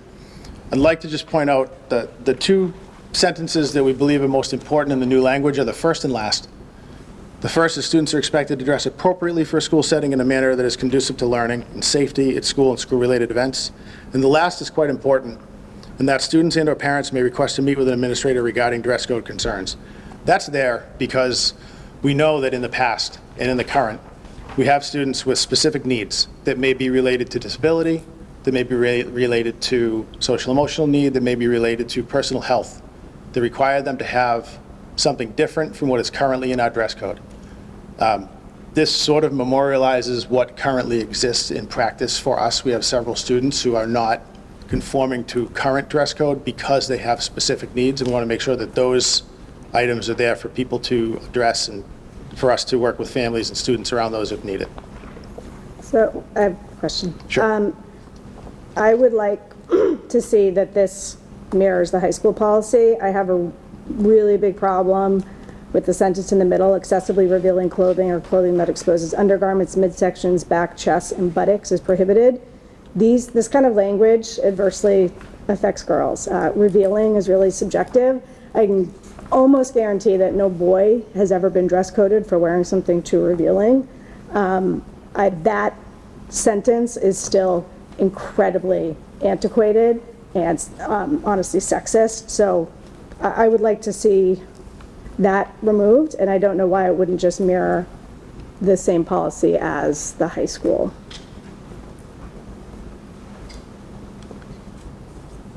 So essentially, that sentence would probably be what the Just examples take of that such out. clothing may include messages advocating violence, gangs, weapons, alcohol. I'm reading from the high school one that we just passed now. Yeah, which is all in there. I really just would like that sentence taken out. Excessively revealing clothing, etc. That was the sentence that was a stopping point for me, partially just backs, chests. There's a lot that, I don't know, are we asking people to hold their hands up, or, I Sure, feel like you might actually have more success without that sentence. Sure, we're absolutely not asking people to demonstrate Heidi at all, and I'd be happy to bring this back to the school council.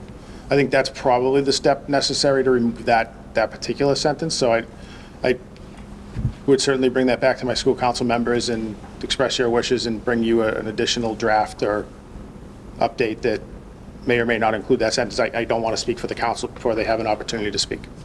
I do have to say also, I'm so happy to see that the council has taken this up.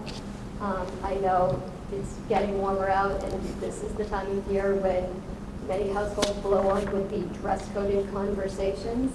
And aside from that one sentence, this is looking more in line with, I think, what a lot of people are hoping to see. I know that maybe there are people out there who would like to see something more formal and conservative, and I understand that too.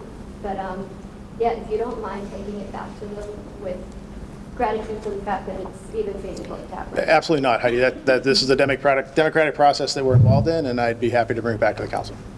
Matt, if they wanted to, too, there's a line in the high school one that does not cause disorder, like almost, attire is not destructive to school property, complies with the requirements of health and safety, and does not cause disorder or disruption. And I think that can kind of cover what you're looking to get at with what they were looking to get at with the sentence that's there, and we just passed that one for the high school, so just if it's a help in maybe giving them something. Very good. Thank you, Chris.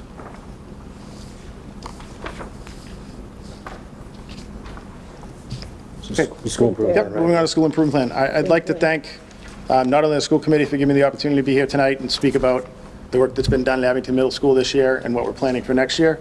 I'd also like to take a moment and thank our school council members. Our school council parent representatives are Donna Peavy and Pam Neely. And our school council teacher representatives are Emily Kolesnik and Tim Leonelli. I'd also like to thank Assistant Principal Jessica Sullivan and our school council liaison Danielle Grafton for their participation. Part of the school council, part of the school improvement plan is a year in review. I'd like to take a few moments and just speak about two things specifically that have happened over the course of this school year. The first being our mathematics and ELA intervention. That was a big part of last year's school improvement plan. ELA intervention was available for grades 5 and 6 this year and serviced roughly 19% of students in those grade levels through push-in and pull-out services. Mathematics intervention was available in grades 5 through 8 with 2 interventionists and serviced roughly 18% of our students through both pull-in and push-out services. We designed the service delivery in that manner because we believe that through the pull-out services we can begin to get at some of the gaps in learning that we're able to identify through data assessment and teacher feedback. But also having the in-class services allow us to have our interventionists work with those same students and help to prevent future gaps in ongoing deficits. So that's almost 1/5 of our students who took part in either one of the two. It's not every student that took part in both. And I think if we looked at the numbers of students total that took part in an intervention program, we'd be well over 20% of the population of Abington Middle School that took part, which we're very happy to provide. I'd also like to talk a little bit about our advisory development. We expanded on what was previously referred to as our SEL block that met once a week to an advisory period that is developing and meeting twice per week. An advisory committee was put together that consisted of teachers representing general and special education teachers in all grade levels. They met throughout the year. They spent time with Smart CF programming and Second Step. Members of that committee took that conversation back to their common planning teams and sought feedback through those meetings and brought that back to our committee. And that gave us a nice feedback cycle that included not just the members of the committee, but the larger population of the school as a whole. The result was a schedule of lessons from both executive functioning and SEL programming, along with homegrown lessons, for example, around locker usage, and what we're calling student-centered days, where students have the option of visiting any of their teachers for assistance or guidance in any of the subjects that they have. The design of this was ground up, and having the existing programming that we could trust was critical in allowing the time needed for the schedule and the kinks to work out of that. The next step in the process is part of our school improvement plan for next year. So I'd like to jump into that if it's okay. Yeah. Great. There are 2 goals in our school improvement plan. Goal 1 focuses on curriculum, instruction, and assessment. It includes action steps for analyzing data and using that to continue to refine the focus of our classrooms and our interventions. With the help of Dr. Basta, we're moving forward with our work of identifying a new grade 5 through 8 mathematics program. Our existing programming will not be supported by the publisher for much longer. We're also including the next steps for our advisory programming here.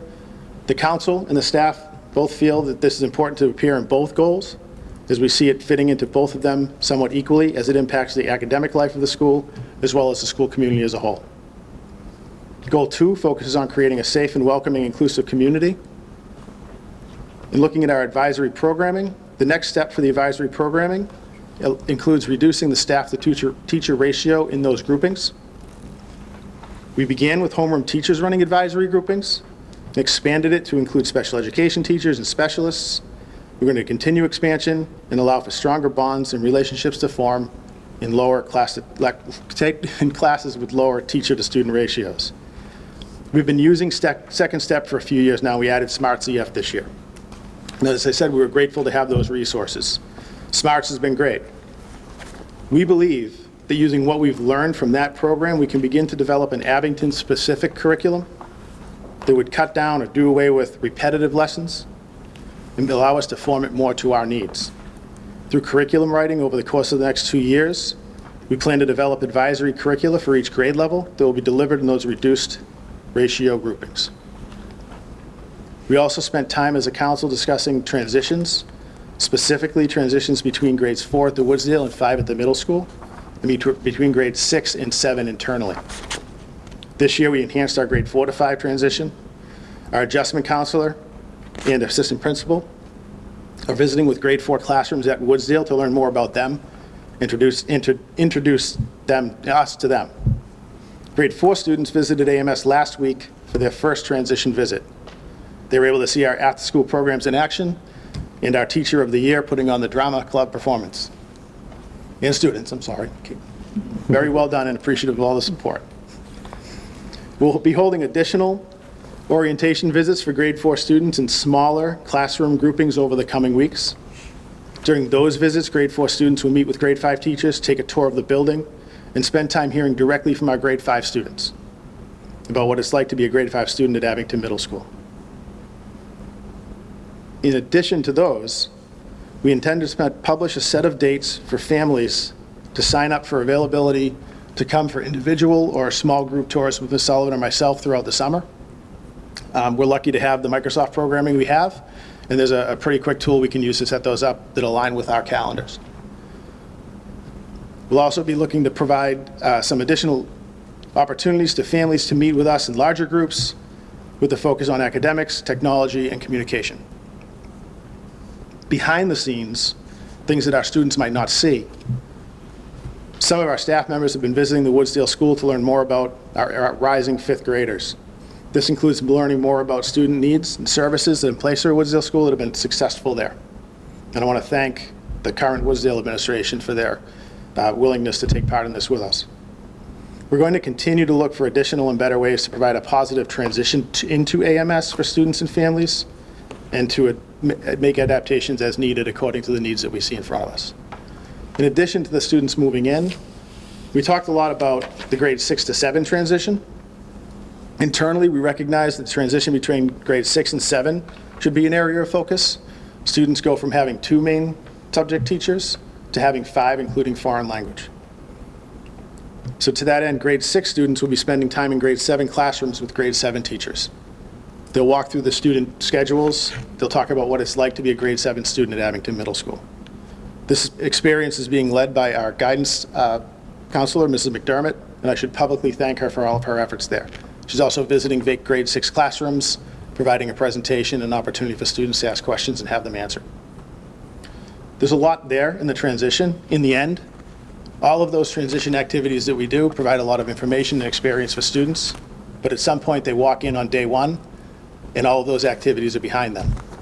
So looking forward to day 1 and beyond of the next school year, we intend to use some of our advisory periods to continue transition activities, utilizing our counseling staff and our office staff to go to grade 5 and grade 7 specifically, but we will touch upon grade 6 and 8 to continue those conversations and experiences for kids. Those are some of the highlights I wanted to touch on, but I'd be happy to answer any questions you may have. Comment, just it was great working with the team, so much good conversation. Thank you for that. I just wanted to comment on the advisory instruction. There's so much that we talked about, and many probably don't know that there are actual lessons that are targeting lots of different topics, including executive functioning, organizational skills. And kids are desperately lacking these skills. It's really difficult to be successful in academics without them. And I love that the kids are getting this 5 to 8. I'm so hoping to see that we'll continue implementing it starting day 1, kindergarten. I know we're already doing those things, some of these things, but would love to see vertical alignment with that if it's not already happening. I know we talked about that. I just think, I'm grateful that we're taking the time to do this, because we're not going to see those gains without students getting those skills that are going to help them manage their academic experiences. Well, thank you. And That was my favorite part of the year with our meetings. speaking for the rest of the council, we enjoyed having you there as well, and productive part of the conversations. It was good. The advisory piece is something that has been sort of in the planning stages for many years. The pandemic allowed us an opportunity to take a look at scheduling things differently and really paved the way for this to happen. So I don't want to thank the pandemic. I'll thank Kate Casey instead. But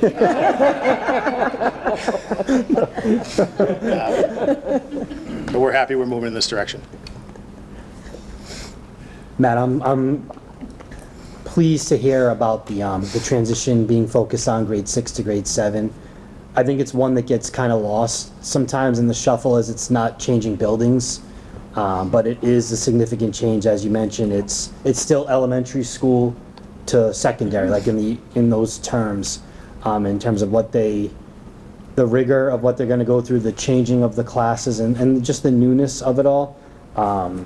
As a parent of a current 7th grade, I can say, like, I think that's definitely something I'd love to see put more into use. So I'm glad it's a focus that's going to be taking place. It will happen for every current 6th grade student. Yeah, great.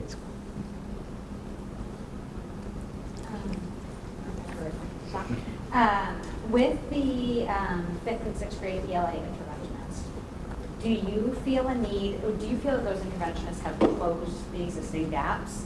Or do you feel like there's a need going forward to have an interventionist now for those same 6th graders that had an interventionist in 6th? Can they effectively get through 7th grade without that additional assistance?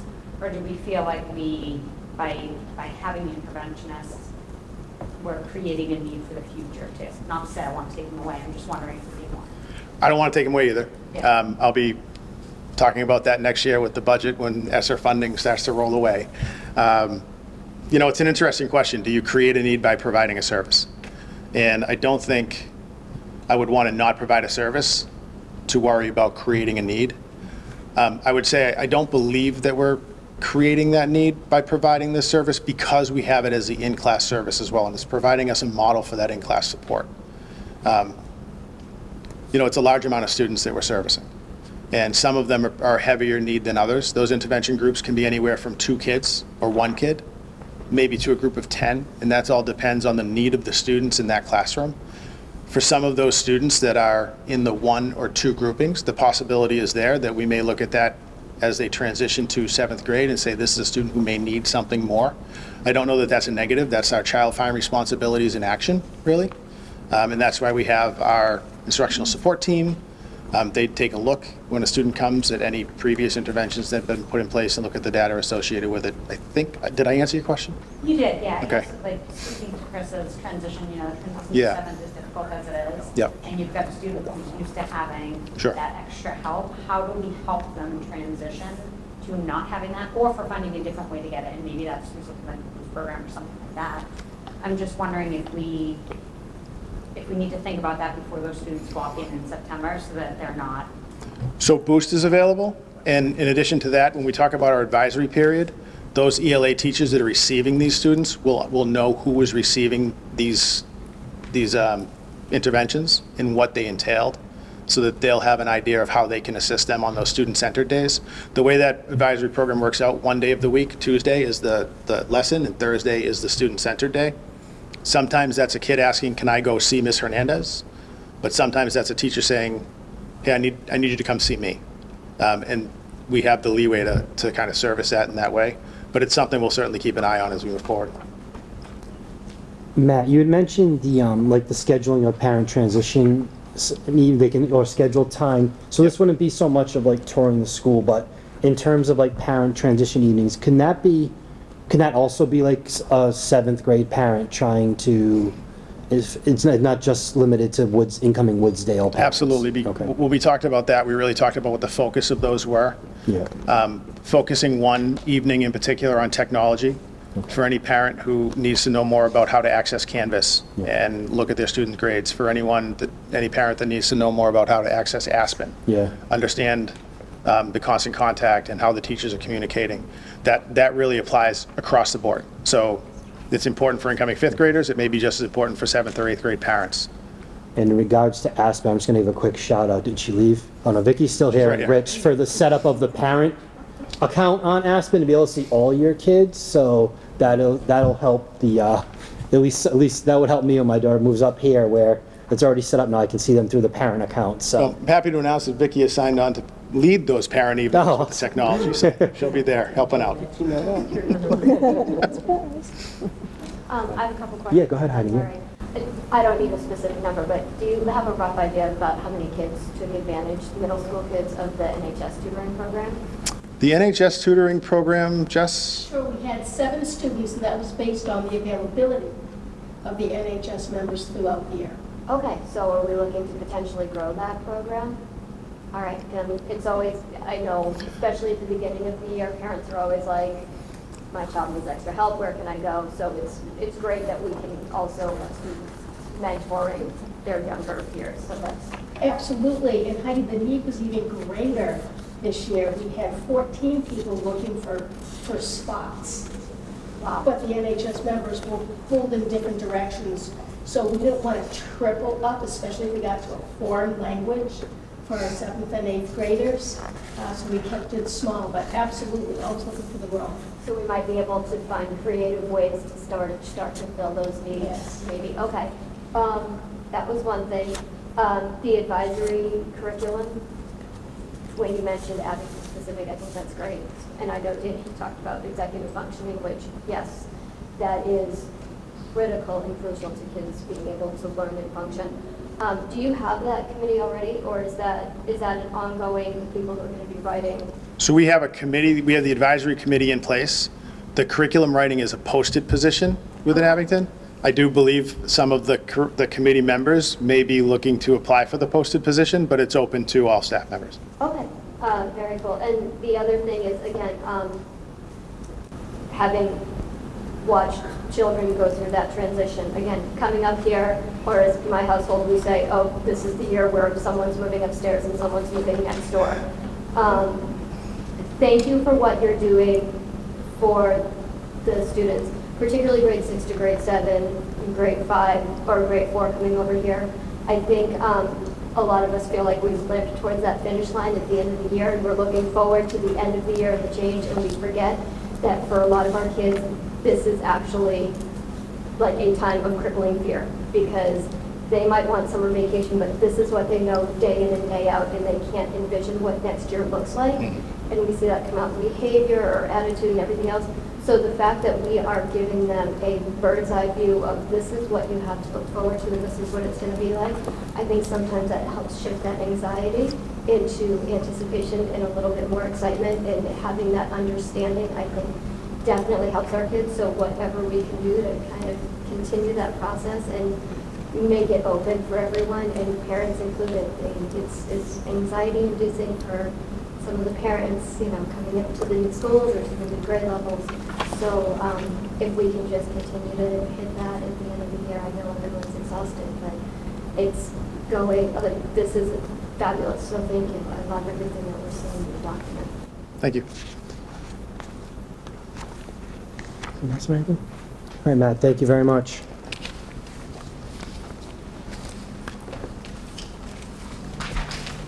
Go ahead. Kate Casey did not win the Deirdre Award for being a volunteer in Abington. The townwide PTO and Camden and other people I want to thank for helping with this award. The winner of this year's award is Melissa Cook. I just want to say a couple of things about Melissa. It was a year or two ago. She looked to reinvigorate Abington Copes. She did that successfully. And that's a group of people who are all good volunteers with their hearts in the right place to make a difference. And she was someone, and there was a previous group, but she was someone who kind of brought it back together and got it moving again with all of the busy schedules that all of those people have doing other things. But Melissa does it in a way where she doesn't do it to win an award or to take a bow. like many other people, she does this work. It's a labor of love. Yana said that earlier tonight about her job. And, I think a lot of people understand that this is an award that is really representative of a lot of good work from a lot of people. Plan on sending a letter to all of the people that were nominated. Certainly send a letter to Melissa. But Melissa also has been involved in fundraising. She's also been involved in the mock car crash. She brought that to us. And it was Kate that took off with that. There's a thank you note in here to Kate about that. But I also wrote a similar note to all of the town departments for coordinating that mock car crash. But Melissa had her hand in that too. It was 6 years ago today that my entire family was hit by a vehicle with a driver who was impaired, traveling at 70 miles an hour, who didn't touch the brakes. And one or all of us, could have been killed. And I'm hopeful. I see a program like that you create advocates for good decision making. And so that mock car crash is just one thing that Melissa has done and helped bring to this community. So well deserving of the award, and certainly appreciate Pam and the townwide PTO for putting that together. Great, thank you. Before we get into the next thing, there's just something that kind of hit me as we were going through tonight. I just want to say, I don't want to speak for the committee, but I think I know you all well enough to be able to go ahead. So tonight we honored 4 staff members and a parent. I just want to say how fulfilling and positive tonight has been, our meeting, to be able to do this. It was great to be able to recognize these people, recognize the parents, recognize the staff members, for the school committee to express our thanks to all of them, even beyond the award winners, right? I mean, I know all of our staff works as hard as they possibly can. I know we have tons of parents, and I know there are many that were nominated for the Deirdre Award as well. But there are many who weren't nominated, but they go above and beyond to try to help the schools, volunteer as much as they can. Now that everybody's able to get back in the schools again, there was that time where they couldn't because of the pandemic and weren't allowed. So I just want to say how going through the meeting and seeing the presentations tonight, I just felt the need to express how positive and fulfilling tonight's meeting was, even though it ran a little bit on the long side. And I know we're wrapping up now, so I just wanted to add that before we moved on to the next stuff. I just had one thing to keep positive going. I just wanted to thank Tim and the amazing crew for the middle school play. It was fabulous. It's so awesome to have academics and athletics and drama and everything else that Abington does for our kids. So you're sitting right there. I thought about that when we said your name earlier, and just outstanding. Thank you. And a concert tomorrow night. Yes, be there tomorrow night. Don't forget. So new business and establishing of the next school committee meeting. Our last one of this school year will be Tuesday, June 20th, 2023 at 7 p.m. here.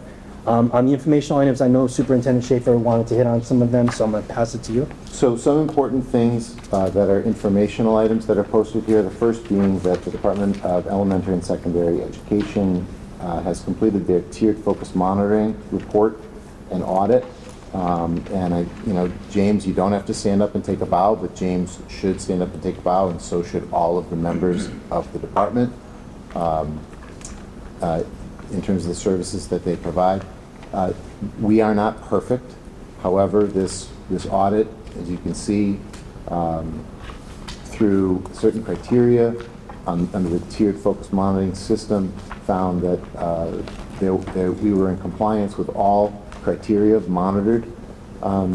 There's no need for corrective action with the programs here, and a lot of times we have James maybe do a report on this, given the number of items that we have to cover. I certainly wanted to make sure the committee, it was highlighted, the committee was aware, and then I acknowledge all that work that James and the members of his department have done to make sure that this is the finding, that there were no findings. I also wanted to highlight for the committee. Earlier this year, there's been a number of times the committee has asked really good questions about curriculum, materials, resources, and where, not only how do we vet those resources, but where are we with a couple of different resources we're trying to vet out. Curriculum needs to be living, it needs to be replaced and updated all of the time. If you're not doing that as a school system, you're falling behind. And what Chris Basta has done on his own, just wanting to make sure that the committee was aware, is he gave the committee updates. He wrote these memos to me, but the purpose is to inform the committee on the progress that's been made in these two areas specifically. The phonics review for the Woodsdale and the 5 through 12 math curriculum review and update, certainly available for any questions at any time if anybody has them. But he did a nice job of providing an executive summary of where we are with each of these items. And then the last one, as you know, I wrote about the collaboration on the mock car accident. Every department, the department head and the members of the department we wrote a note to them, really appreciating how that all came together for the town, for our kids, for our students. And I appreciate you giving me the opportunity to highlight those things. No problem. Thank you. Yeah, thank you to the other town departments that helped bring the mock car accident together. Dates to remember, there's quite a few. Thursday, May 25th, last day of school for seniors. The same day, the senior reception at the high school at 4 p.m. Tuesday, May 30th, music banquet at the Abington High School courtyard at 5:30. Wednesday, May 31st, senior athletic awards night in the cafeteria at 6:30. Thursday, June 1st, senior awards night in the auditorium at 7. Friday, June 2nd, the senior stroll at 10 a.m. So all the other schools get to have all the seniors walk through. A great tradition that was started probably a handful of years ago now, right? Later on, after that, the senior picnic will take place at Riley Field at 11 a.m. The next day, Saturday, June 3rd, graduation will take place on the high school front lawn, as long as the weather gods are on our side, at 10 a.m. Thursday, June 8th is ESL Parent Night at the middle high school auditorium. Wednesday, June 14th, the last day of school for grades pre-K through 11, and as decided by the committee earlier this year, that will be a half day. And then finally, as mentioned earlier, Tuesday, June 20th will be our regularly scheduled school committee meeting for June. Before I look for a motion to adjourn, I just wanted to acknowledge that tonight is Ellie Lindo's last meeting as a school committee student representative from the Abington High School. Her last day of school is in 2 days. So congratulations, Ellie. Thank you for everything. We appreciate it.